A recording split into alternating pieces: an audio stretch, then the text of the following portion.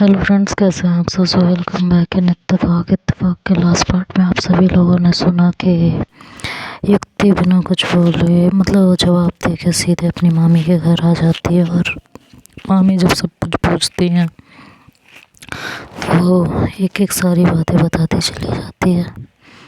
घर पहुंचने से लेकर अब तक जो भी हुआ था सब बताती है। तो उसकी मामी कहती है, तुम कल घर बता कर नहीं गई थी। युक्ति कहती है, बताया था मामी, और घर से ही तो तैयार होकर निकली थी, बस रात को नहीं बता पाई कि घर नहीं आऊँगी।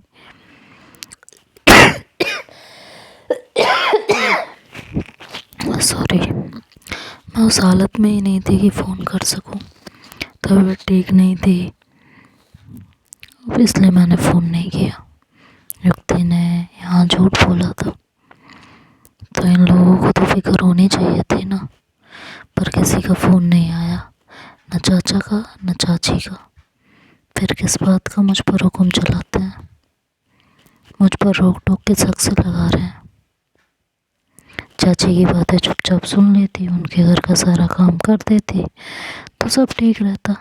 मैंने आगे से जवाब दे दिया और सोने चली गई तो चाचा को फ़ोन करके घर बुलाया और उनके काम कान भरे। नहीं तो चाचा दुकान जाने के बाद घर तो रात में ही आते हैं, उससे पहले आते ही नहीं हैं। मामी कहती हैं कि ठीक है, तुम अपना मूड ठीक करो, ठीक है, छोड़ो, ये सारी चीज़ें तो होती रहेंगी। और तुम्हारी चाची तो ऐसी हैं, उनकी बात को लेके कब तक बैठी रहोगी। जाने दो। मयंक भी थोड़ी देर में आ चुका होता है, उसे भी सब पता चलता है तो बोलता है, चलो अच्छा है तुमने बोलना तो शुरू किया, वरना आज भी उनकी जली घटी बातें सुन ही लेती। तो युक्ति कहती है, क्या फ़ायदा, सुन लेती तो बात ख़त्म हो जाती। अब बढ़ गई, पता नहीं कितनी और बढ़ेगी, और क्या क्या सुनना बाकी रह जाएगा। बेवजह बोला तो इतना पंगा हुआ ना, नहीं बोलती तो ये पंगा नहीं होता। बोला इसीलिए ये सारे पंगे हुए, नहीं बोलना चाहिए था। अब तो यही सोच रही हूँ मैं। मयंक कहता है कि बात बढ़ने का इतनी टेंशन है तुम्हें, बढ़ेगी भी तो क्या होगा। अब ऐसा तो होगा नहीं कि वो तुम्हें तुम्हारे घर से निकाल देंगे या फिर तुम्हें खाने को रोटी नहीं देंगे। खाना तो तुम ही बनाती हो ना, हाँ, तो खाने को तो मिलेगा भी, और नहीं भी मिला तो यहाँ खाना। और तुमसे उस घर में बात कोई तब तक नहीं करता जब तक कोई स्वार्थ पूरा ना करवाना हो। तो और भी अच्छा है ना बोलें। और रही बात तुम्हारे कहीं आने जाने की, तो मैं हूँ ना, किस बात की टेंशन है तुम्हें, मैं हूँ। मयंक ने शाहरुख के स्टाइल में बाहें खोलते हुए कहा कि मैं हूँ ना, मुझे फ़ोन करना, मैं पहुँच जाऊँगा तुम्हें लेने। युक्ति ने आंसू बहाने और दुखियारी बनने का नाटक करते हुए कहा, और अगर मेरी दुष्ट चाची ने मेरा फ़ोन छीन लिया तो मैं दुखियारी क्या करूँगी, किससे सहायता मांगूंगी। मयंक ने डायलॉग बोलते हुए धर्मेंद्र के स्टाइल में कहा, जब तक तेरा भाई जिंदा है तुझ पर आँच भी नहीं आने दूंगा। ऐसे उंगली उठा के धर्मेंद्र की तरह दोनों खिलखिलाकर हंसने लगे। इधर मामी जी ने खाना लगा दिया था तो दोनों को आवाज़ लगाने लगी। मामी ने कहा, अभी तो दोनों मजाक कर रहे हो, कहीं सचमुच ऐसा हो गया तो। मयंक ने राजकुमार की नकल उतारते हुए कहा कि तो जानी पापा कब काम आएंगे। हाँ, हम राजकुमार के स्टाइल में उनकी एंट्री, वो एक डायलॉग बोलेंगे और चाचा चाची की सिट्टी पिट्टी घूम। तीनों हंसते हैं इस बात पर कुछ देर तक। फिर मयंक कहता है कि सीरियसली यार, उन लोगों ने ऐसा कुछ किया तो ऐसा ही होगा, ये तो पक्की बात है, इतना तो मुझे भी समझ में आता है। होना भी ऐसा ही चाहिए, इसके अलावा कुछ होना भी नहीं चाहिए। तो युक्ति ने कहा, पर तुम्हें कैसे पता चलेगा कि मुझे बंद करके फ़ोन छीन लिया। मयंक ने सोचते हुए कहा कि हमारे 2-3 घंटे में फ़ोन पर या मैसेज में बात तो होती ही है, तो अगर 3-4 घंटे तक तुमसे मेरा या साची का कनेक्शन नहीं हुआ या हम में से किसी का फ़ोन नहीं उठाया तो पहुंच जाएंगे तुम्हारे घर। तो उसकी मामी ने कहा, वैसे तुम्हारी चाची ऐसा कुछ करेंगी नहीं, तो बेफिक्र रहो, ठीक है। तीनों खाना ख़त्म करते हैं, फिर थोड़ी देर सगाई की तैयारियों को लेकर गपशप होती है और फिर युक्ति प्रेस के लिए निकल जाती है। रास्ते पर युक्ति के दिमाग में बस शम्मी थी और रात उसकी बाहों में बिताए पल शुरू से आखिर तक उसके दिमाग में घूमते रहे। कैसे वो उसके सीने से लगी, कैसे उसके साथ सोने की जिद कर रही थी, कैसे शम्मी ने उसके कपड़े बदलवाए और युक्ति को ये सब सोच के एम्बैरेसमेंट हो रही थी। और बाद में बिस्तर पर शम्मी का उसके ऊपर गिरना, युक्ति का उसे हक करना, दोनों की आंखें मिलना और फिर धीरे धीरे होठों का मिलना, फिर दोनों का एक दूसरे को बेतहाशा चूमना, शम्मी का हद से आगे निकलकर उसके बदन को सहलाना और फिर युक्ति का नींद की आगोश में चले जाना। ये सब याद करते करते उसके होठों पे मुस्कुराहट थी।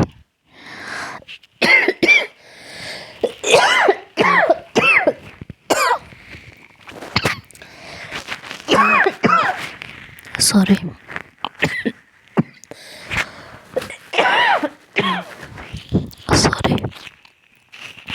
ये सब याद करते करते उसके होठों पर मुस्कुराहट थी और उसने जैसे खुद से सवाल किया कि अगर मैं सोई ना होती तो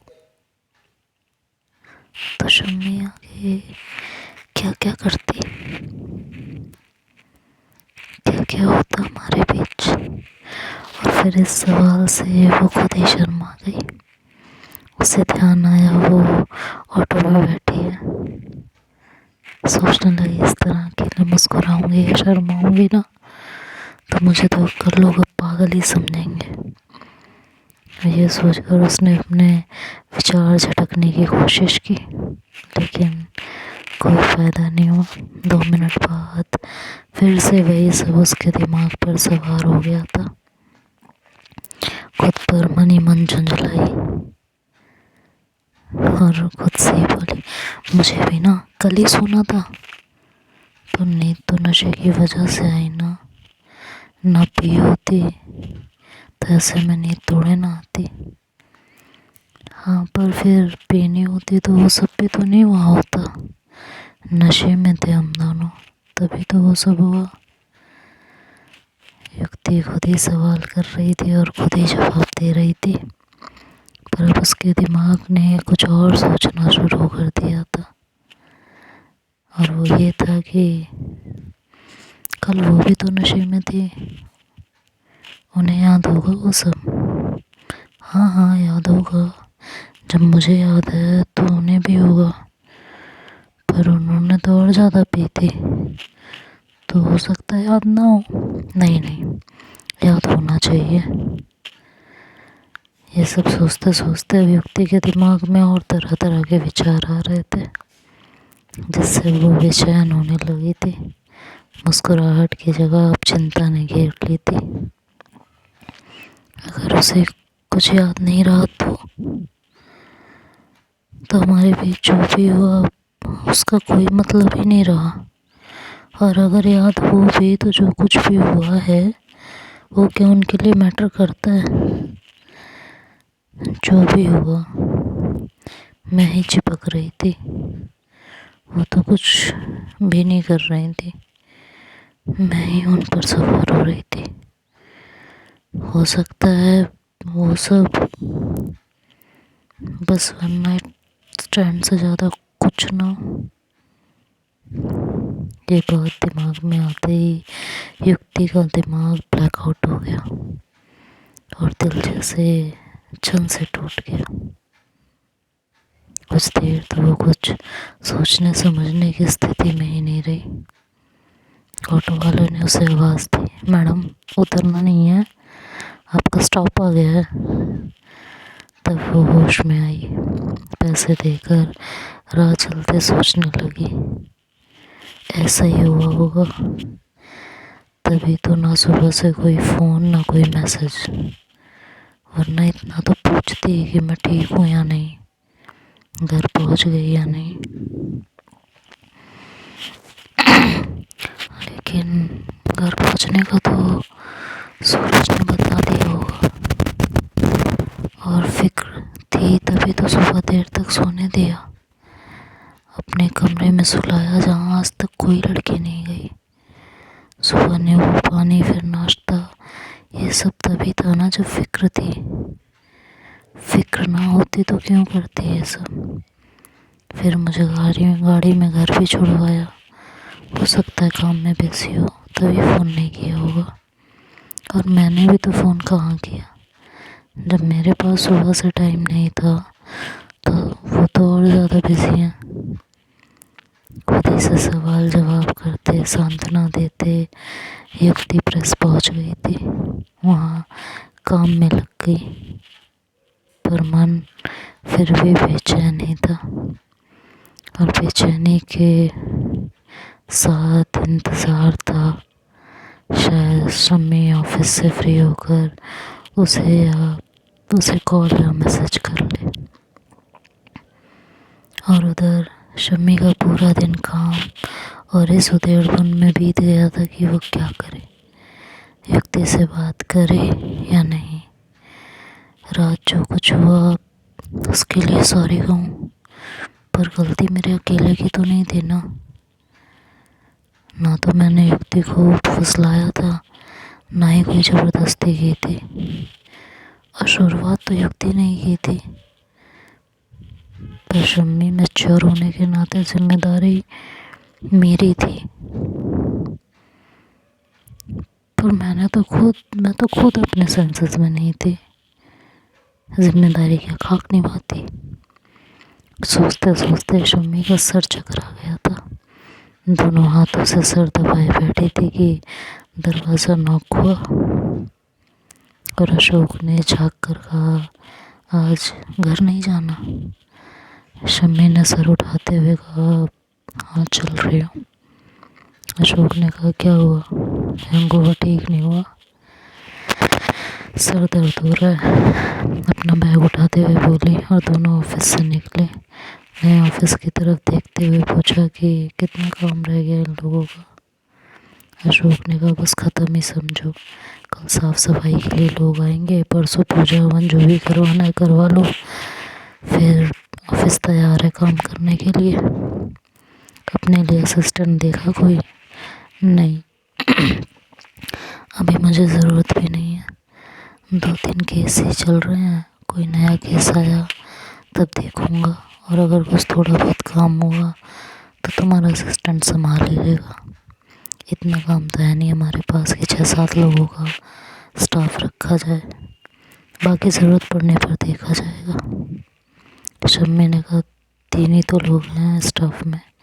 3 नहीं 4 हैं। 4? चौथा कौन है?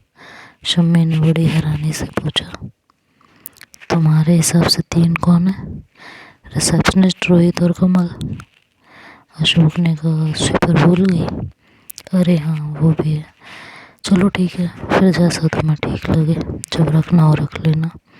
दोनों एक दूसरे को बाय बोलकर अपने अपने घर निकल गए। रास्ते में शम्मी युक्ति के बारे में सोचने लगी। रात को जो जो हुआ था वो उसकी आंखों के सामने जैसे तैरने लगा था।